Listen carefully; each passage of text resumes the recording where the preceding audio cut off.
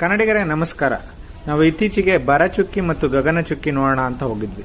ಅಲ್ಲಿ ನಮ್ದೊಂದು ಕಾರ್ಯಕ್ರಮ ಇತ್ತು. ಕಾರ್ಯಕ್ರಮ ಮುಗಿಸ್ಕೊಂಡು ನಾವು ನಮ್ಮ ಸ್ನೇಹಿತರು ಕೂಡ ಅಲ್ಲಿ ಭೇಟಿ ಕೊಟ್ವಿ.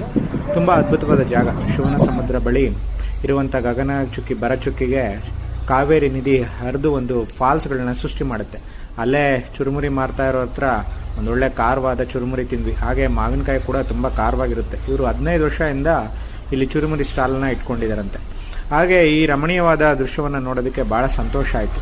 ಭಾಳ ಖುಷಿ ವಿಚಾರ ಏನು ಅಂತಂದರೆ, ಬೋರ್ಗಿರುವಂಥ ನದಿಯ ನೀರು ಅಲ್ಲೆಲ್ಲವೂ ಕೂಡ ಈಗ ತುಂಬ ಚೆನ್ನಾಗಿ ಮಾಡಿದ್ದಾರೆ. ಸುರಕ್ಷಿತವಾದಂಥ ಜಾಗ ಮಾಡಿದ್ದಾರೆ. ಕೆಳಗಡೆ ಯಾರನ್ನು ಕೂಡ ಬಿಡೋದಿಲ್ಲ. ಹಾಗೆ ನೀವು ನೋಡ್ಕೊಳ್ಳೋದಕ್ಕೆ, ನಿಂತ್ಕೊಳ್ಳೋದಕ್ಕೆ ಎಲ್ಲ ಸ್ಪೇಸ್ ಇದೆ. ತುಂಬ ಚೆನ್ನಾಗಿರುವಂಥ ಜಾಗ.